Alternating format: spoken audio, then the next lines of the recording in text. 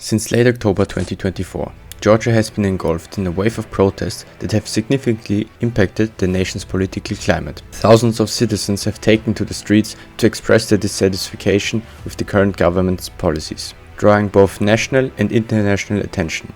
These protests have raised critical questions about the future of democracy in Georgia. On October 26, 2024, parliamentary elections were held in Georgia, but the results were immediately contested. Opposition parties, civil society groups, and even the president, Samuel Zurabishvili, expressed serious concern over the legitimacy of the vote. The ruling Georgian Dream party secured a parliamentary majority, but opposition leader accused the government of rigging the election, claiming of ballot stuffing, voter intimidation, and media bias further fueled public distrust.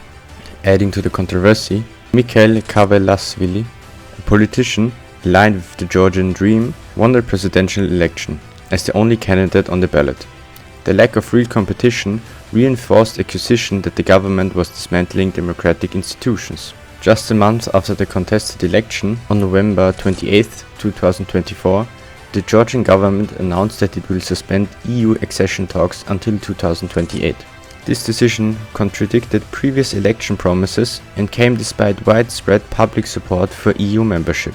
The announcement sparked massive outrage among Georgia's pro-EU population, who saw it as a betrayal of the country's long-standing aspirations to join the EU.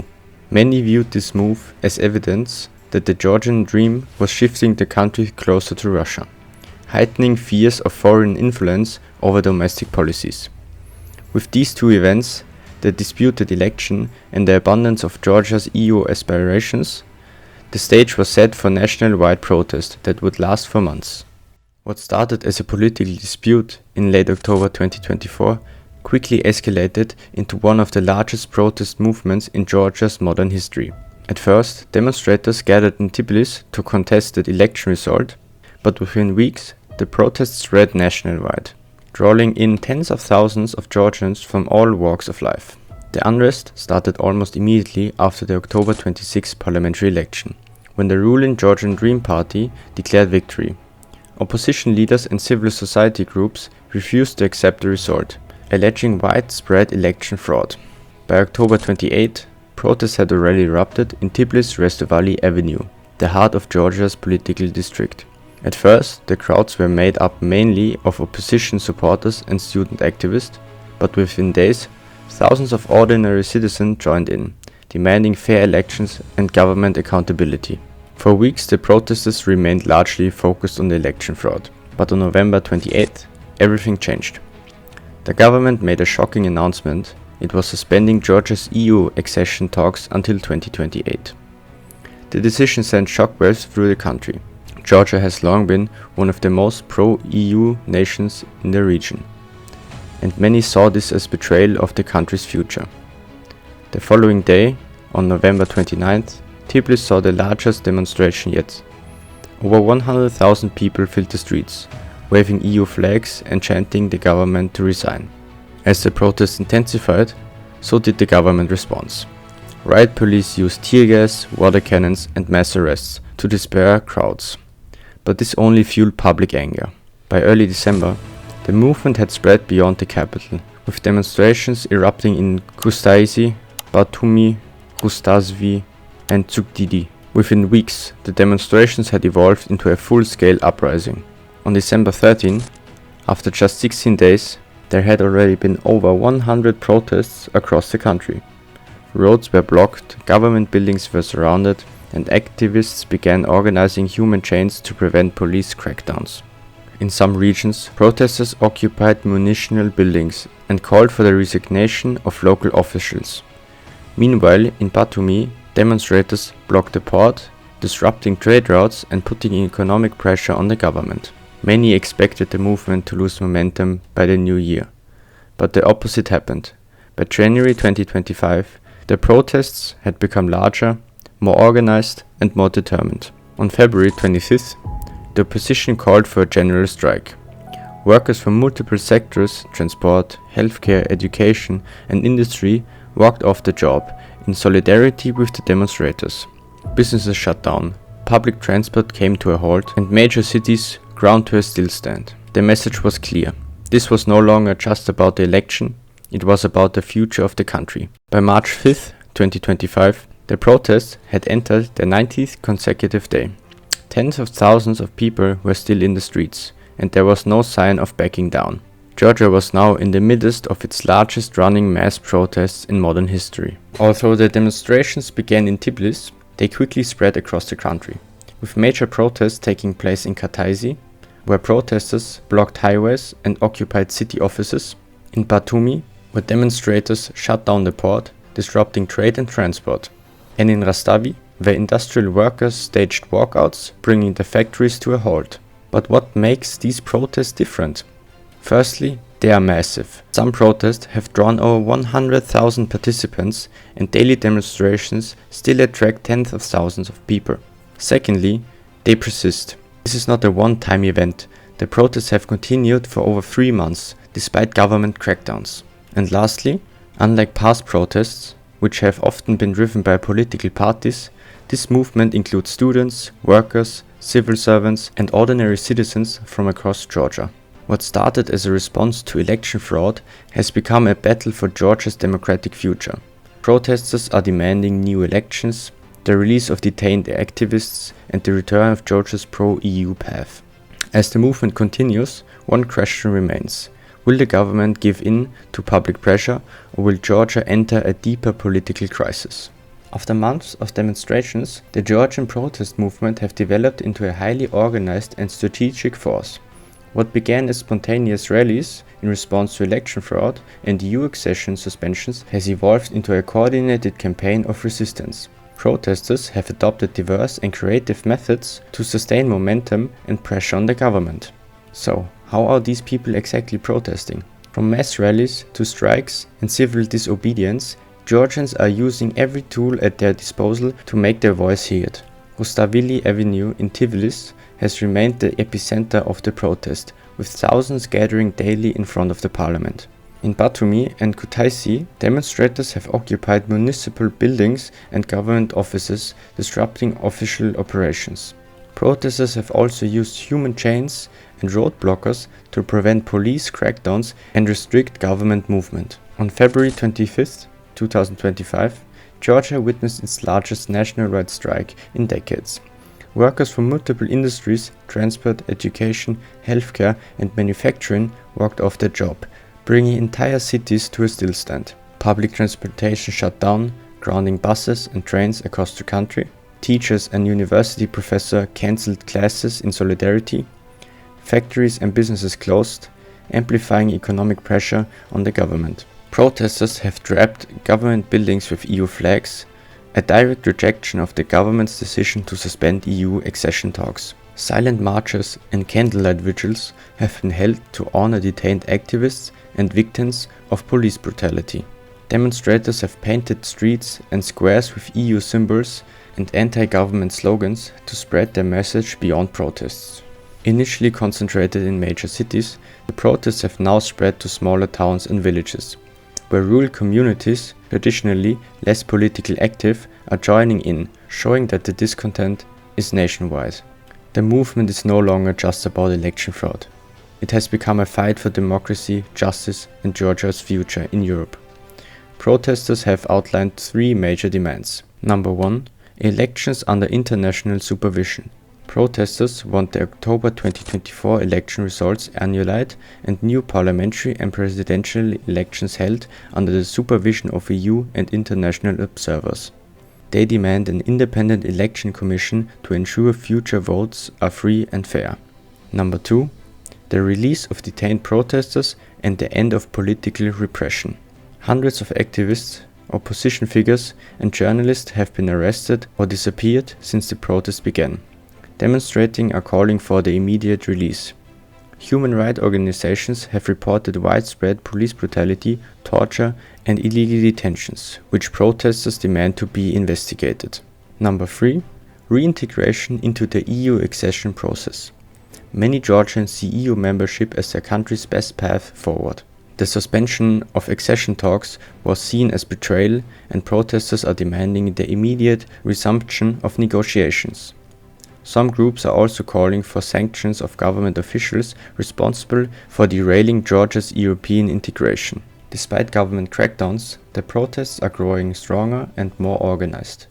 Protesters have shown resilience, creativity, and determination, making it clear that they will not accept a return to the status quo. With political pressure mounting, the economy stalling, and international condemnation increasing, the government faces a choice: negotiate or risk an even greater crisis. As the protests intensified, so did the government's response. Instead of engaging in dialogue or addressing public concerns, authorities chose brute force, deploying riot police, passing new repressive laws, and targeting activists, journalists, and opposition leaders. What started as election dispute has now escalated into a full-scale struggle for democracy and civil rights in Georgia. At first, security forces relied on tear gas and water cannon to disperse crowds, but as demonstrations persisted, their response became increasingly violent. In November, during a mass protest in Tbilisi, riot police fired tear gas and water cannons into crowds, injuring dozens. In December, security forces escalated to rubber bullets, flashbang grenades, and mass arrests, leading to serious injuries. And in March, reports emerged of police using extensive force against detained protesters, with eyewitnesses' accounts of several beatings. Human rights groups have documented video evidence of police officers dragging protesters into unmarked vehicles, assaulting journalists, and using violent force against peaceful demonstrations. As the protests refused to die down, the government turned to mass arrests in effort to crush the movement. Hundreds of demonstrators have been detained, often without formal charges. Many arrested activists face politically motivated charges, with potential prison sentence for up to 10 years. Journalists covering the protests have been beaten, arrested, and had their equipment confiscated, in an attempt to control the media's narrative. The widespread detentions have sparked international concerns, with human rights organizations calling for the immediate release of political prisoners. In addition to the violent crackdowns, the government introduced sweeping new laws to suppress dissent. In December 2024, a law was passed extending administrative detentions from 15 to 60 days for repeat protesters. In February, additional laws expanded police power, allowing authorities to detain protesters without formal charges. Furthermore, was the media restricted. Government agencies were granted the authority to shut down independent news websites covering the protests. Critics argued that these laws effectively criminalize peaceful demonstrations and dismantle fundamental democratic freedoms in Georgia. Perhaps the most disturbing reports to emerge from protesters are allegations of torture and inhuman treatment of detainees. Human rights organizations have documented cases of severe beatings, sleep deprivations, and mock executions inside detention centers. Several opposition figures and activists disappeared for days before resurfacing with clear signs of abuse. Former detainees have reported threats against their families, designed to force them into silence. International watchdogs have condemned the Georgian government for its treatment of protesters, calling for independent investigations. However, authorities have denied these allegations. The crackdown has sparked a strong international backlash, further isolating the Georgian government. On February 13, 2025, the European Parliament has passed a resolution rejecting the election result, warning of potential sanction against top Georgian officials. EU foreign ministers from Latvia, Estonia, Iceland, and Lithuania traveled to Tbilisi in a rare show of solidarity, standing alongside the protesters. Human rights organizations, including Amnesty International and Human Rights Watch, have condemned the excessive use of force and political arrest. These reactions have jeopardized Georgia's EU and NATO's aspiration, with European leaders now questioning whether Georgia remains committed to democratic values. Despite months of violent repression, new laws, and mass arrest, the protests have not stopped. They have grown larger and more determined. With international pressure increasing, the economy slowing, and public resistance hardening, the Georgian Dream government faces its deepest crisis yet. Georgia's protests have triggered a strong international response, putting the country's political future under global scrutiny. Once seen as a model of democratic development in the region, Georgia is now on the verge of international isolation. The European Union, the United States, and key international organizations have condemned the Georgian government's action, calling for sanction, political accountability, and the release of detained protestees. These decisions made in the coming months could determine whether Georgia remains on a pro-European path or shifts towards authoritarianism. For years, Georgia positioned itself as a strong EU partner, working towards eventual membership. However, after the government's decision to suspend EU accession talks in 2024 and its violent crackdown on protest, relations between Brussels and Tbilisi have deteriorated significantly. On February 13, 2025, the European Parliament passed a resolution rejecting the legitimacy of the Georgian Dream's government, not just the election result.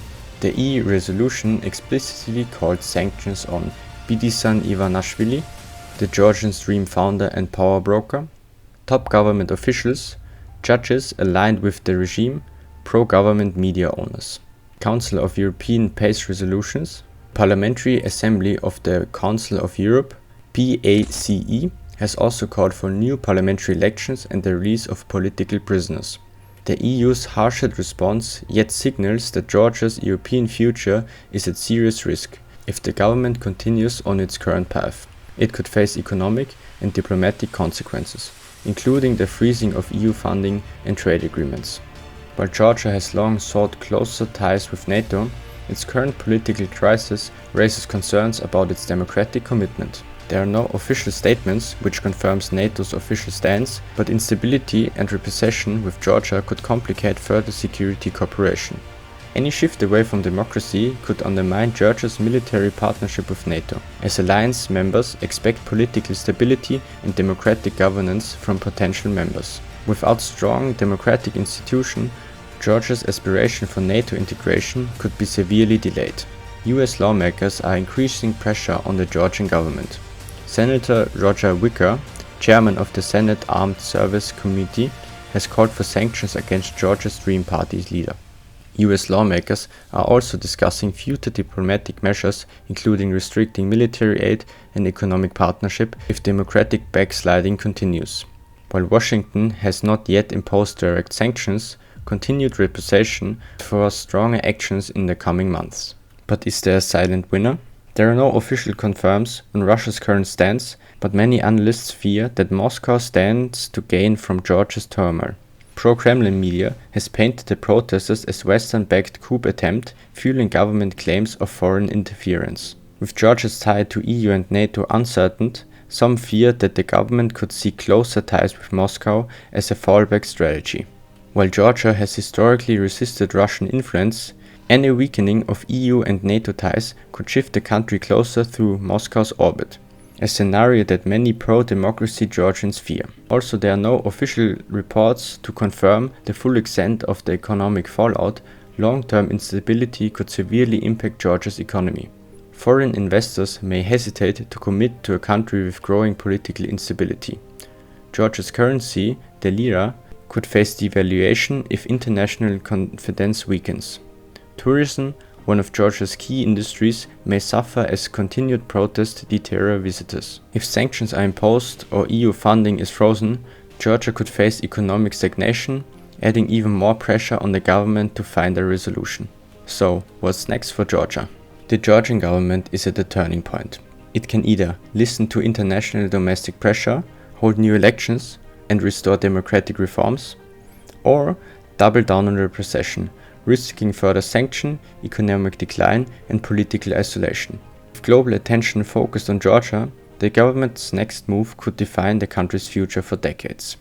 For over 4 months, Georgia has been at a crossroad. What began as a protest against election fraud and the suspension of EU accession talks has transformed into a nationwide movement for democracy, accessibility, and European integration. Despite the government's violent crackdowns and mass arrests, the protests have not stopped. Instead, they have grown stronger, proving that a significant portion of the population refuses to accept the current political trajectory. Now Georgia faces a defining moment. Will the government back down, or will it push the country further into crisis? As the situation evolves, there are 3 main paths that Georgia could take in the coming months. Scenario 1. Government condense and hold new elections. If the protests continue to gain momentum and international pressure intensifies, the government may be forced to negotiate. This could evolve into holding new parliamentary and presidential election under international supervision. Protesters and international bodies like the European Parliament have called for this. Release for political prisoners. As of March 2025, at least 49 protesters remain in custody on criminal charges. Restoring EU accession talks. Suspension of the talks until 2028 has been one of the key triggers of the unrests. This outcome could restore Georgia's democratic credibility, improve relations with the EU and the West, calm domestic tensions. However, given Georgian Dream resistance so far, this scenario means unlikely, unless protests grow even larger. Scenario 2. Continued repression and political stagnation. The Georgian Dream government may choose to ignore both domestic and international pressure, continuing its current course of arresting opposition figures and protesters. Over 300 protesters have reported beatings or torture by law enforcement. Passing new laws restricting political freedoms. Recent laws have expanded police powers and restricting media coverage critical of the government. Using security forces to violently suppress demonstrations. Police have used tear gas, rubber bullets, water cannons, and even unmarked individuals to intimidate protesters. If this happens, economic fallout could worsen as foreign investors withdraw and EU funding is frozen. International isolation could deepen and sanctions are imposed on high-ranking officials. Domestic instability could escalate as public anger continues to build. This scenario risks long-term instability, potentially leading to an eventual collapse of the government. Scenario 3. A shift towards Russian influence.